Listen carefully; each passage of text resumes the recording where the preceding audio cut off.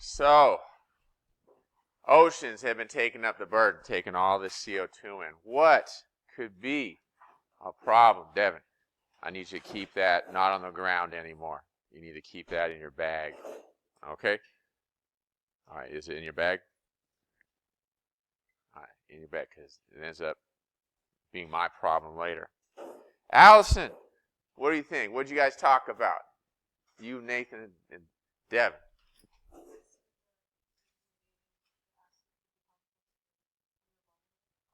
So the CO2 creates acid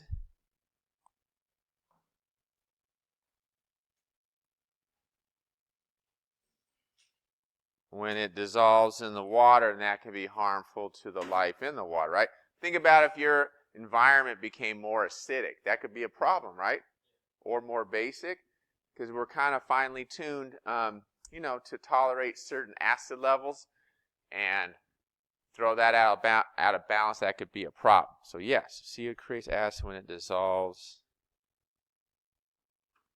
in water. Increased,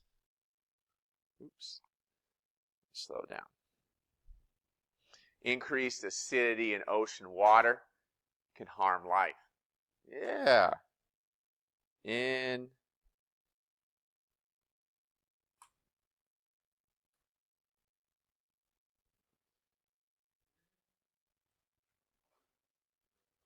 I'll say can harm marine life.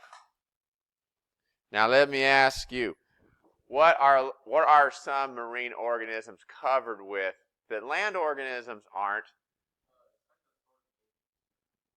Well, sometimes a mucus. Yeah, mucus. Think about like clams, oysters, some kinds of plankton, coral. Yeah, shell.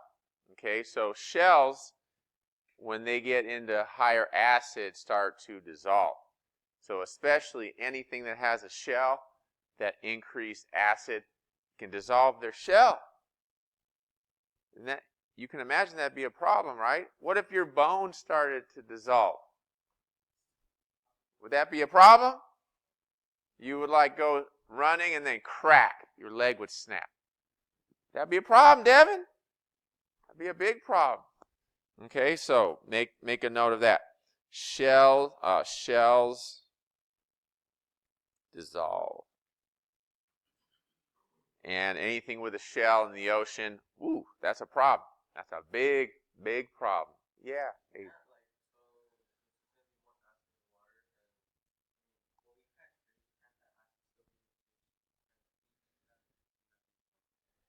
Could be. Now, the main thing harmful isn't the higher acid levels. It's like the mercury and lead that could be in the water. Some contaminated.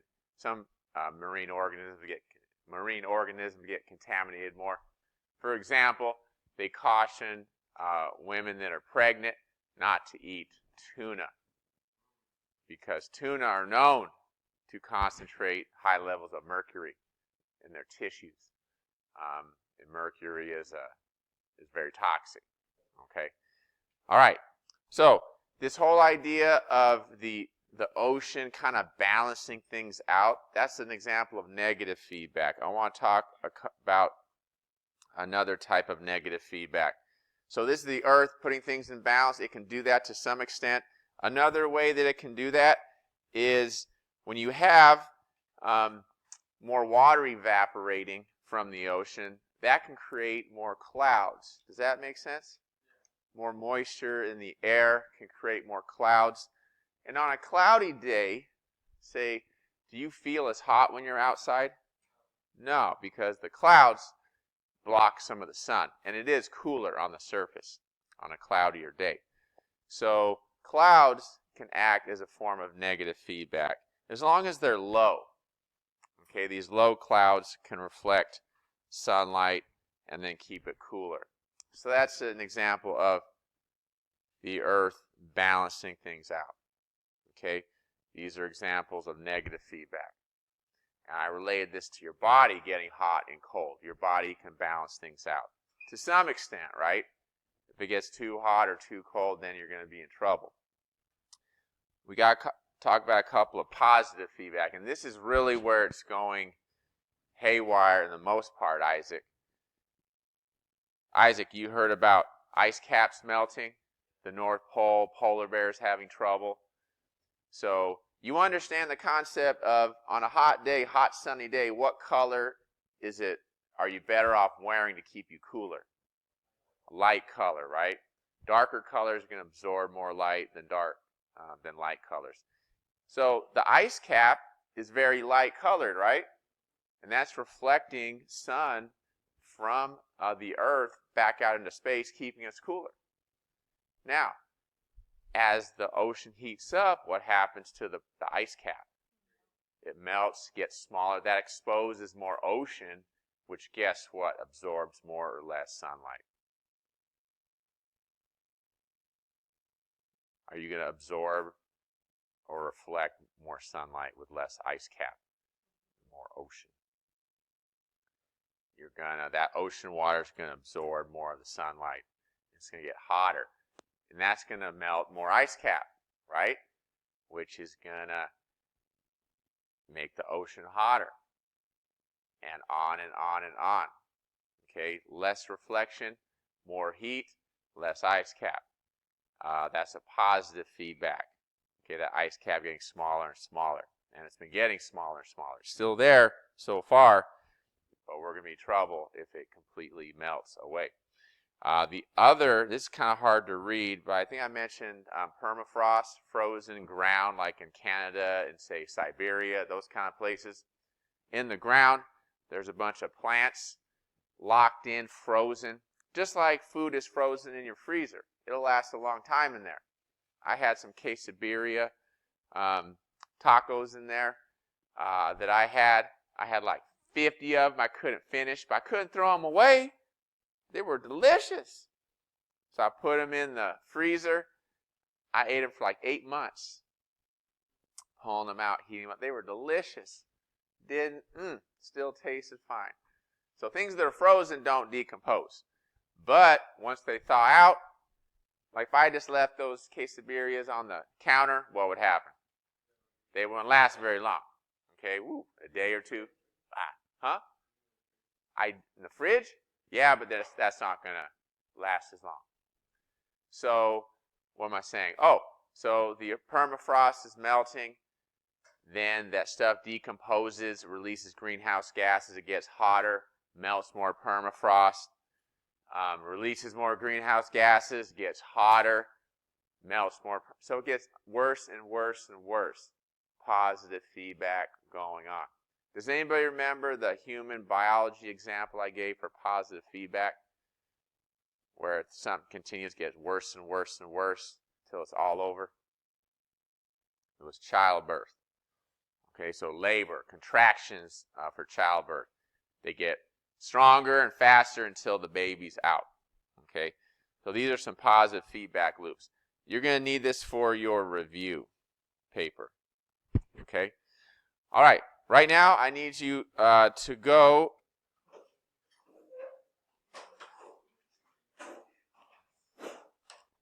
I do want to show you a couple things on Canvas. So let's go to the home landing area. A lot of students ask me, I missed yesterday or last week. How do I know what the warm-up was? I want to make it up, because when you submit your warm-up, I am looking for everything to be filled in, even if you are absent. If you say you're absent, then I don't give you credit for that day if it's blank. But if you're absent and you look here, you can fill it out and then get credit for it. All right? You can go back. The whole year is going to be there. So does anybody know what you click on to get those warm-ups? Mal, Q1 warm-ups. It's the yellow thing right there. And it'll take you to a link that has the whole year right here. And you have to kind of go through to find the week you want.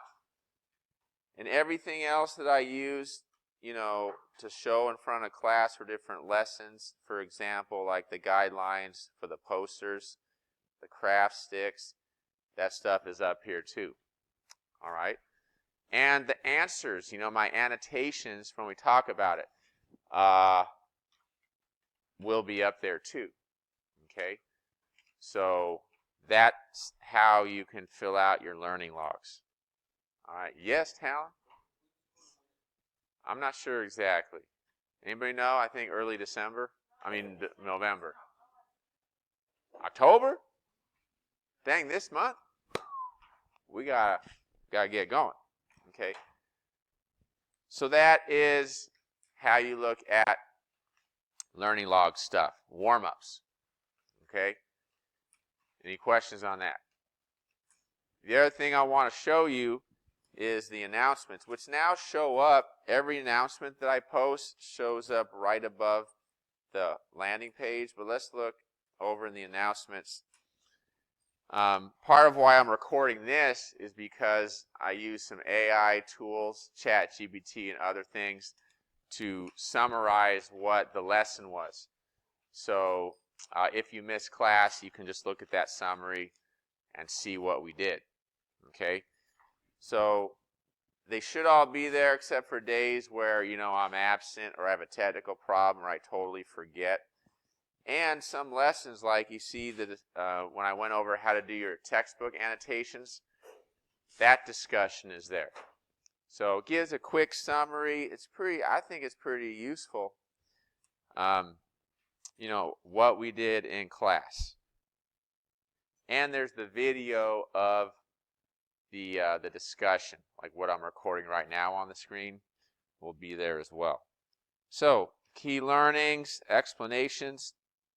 Then I have in Spanish and Vietnamese. If you need another language, let me know. I can tell it to do any language. Okay? So that's another way you can figure out what we did in class, or something was unclear to you. You want to go back and look at it again. Okay? Any question about that? Talon? Any question? Okay. All right. Well, one more thing I want to go over with you, and then I'm going to have you guys give you a work period. After you go through and turn in everything you can, and you annotate your reading packet, then I want you to create your review booklet for this first unit. So everybody has this blank piece of paper. Okay, just take it, fold it over once, make a nice fold, and then fold it over again. Okay. Yeah, there we go. So make a nice little booklet. There's 4 sides here, and then you open it up, there's 4 more sides. Okay? Now, I'm going to take you through what I want you to put on the first 4 sides. Okay? Basically, drawings, notes, coloring, the diagrams, and the notes, however you want, to give you a nice little study guide for this first unit. And then we'll have our test next week on it. So, the first page, I want you to put weather and climate unit. That's the title that you'll see in your book. Weather and climate unit. And on page 1, you're going to put the flow of energy in Earth systems. Now, this should look familiar. Why should it look familiar? It's your poster. Okay, this is your poster, which you probably can do without even looking in your book, right? Because you spent all that time on the posters, which turned out awesome, by the way. I really appreciate the work you put into that. I have some awesome decorations to help teach us about the chemistry of energy on Earth. Okay? So that's perfect. So I made a little version of this. So you're going to draw and label the diagram similar to what you see in the book. And you can use page 6 in your readings. okay, to do that. That's page 1. Okay, flow of energy in Earth systems. And I have it all repeated up on the board that I'll flip up in a second. Page 2, then now you're going to put the water cycle. Okay, how energy affects the water cycle. Make sure you have the sun really clear, because that powers evaporation, which then drives the condensation, precipitation, weathering. This whole process drives groundwater infiltration and recharge, all this stuff. Okay, and that's on page 6 of your reading. Okay, right here. So that's page 2 is the water cycle. Page 3 is the carbon cycle, which is the next page of your reading.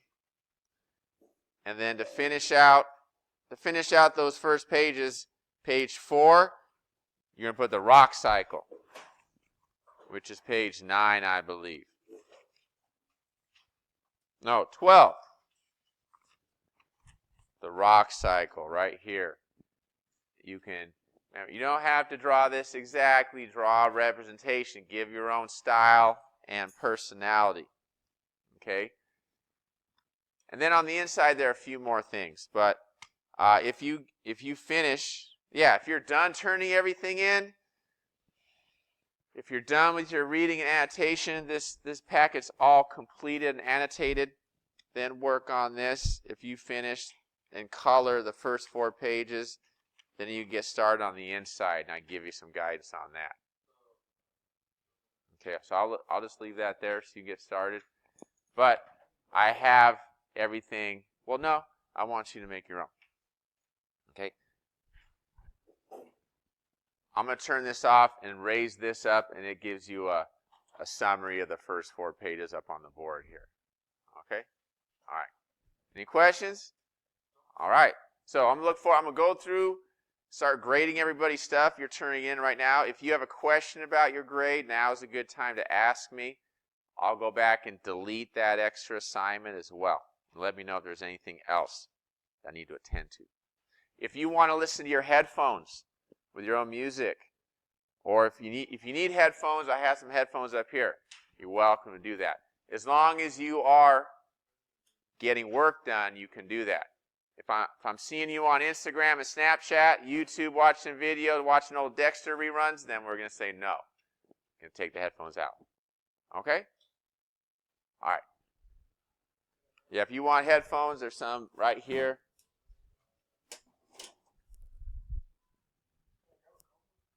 Yeah, Miguel. Hey, you sounded great this morning. You're playing on the track? I heard you. But Miguel, I need you here on time though, Miguel. I'm missing out. Really? Well, you're on time for PE.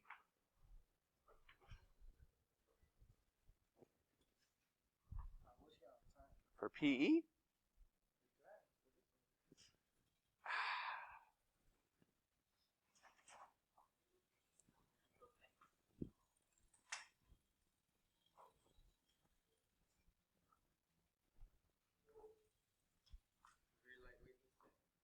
This one's kind of heavy.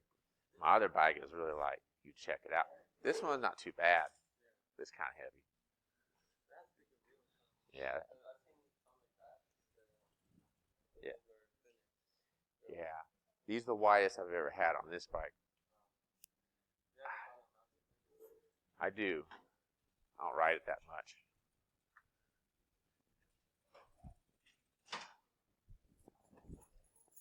Miguel.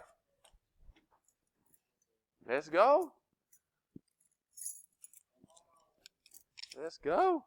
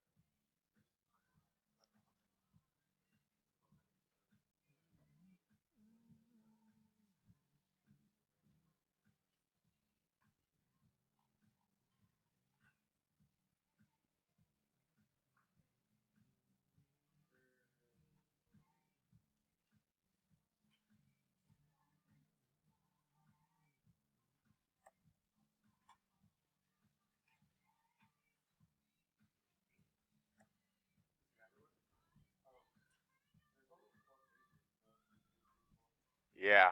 If you open it up, then you got 4 more. Uh-huh.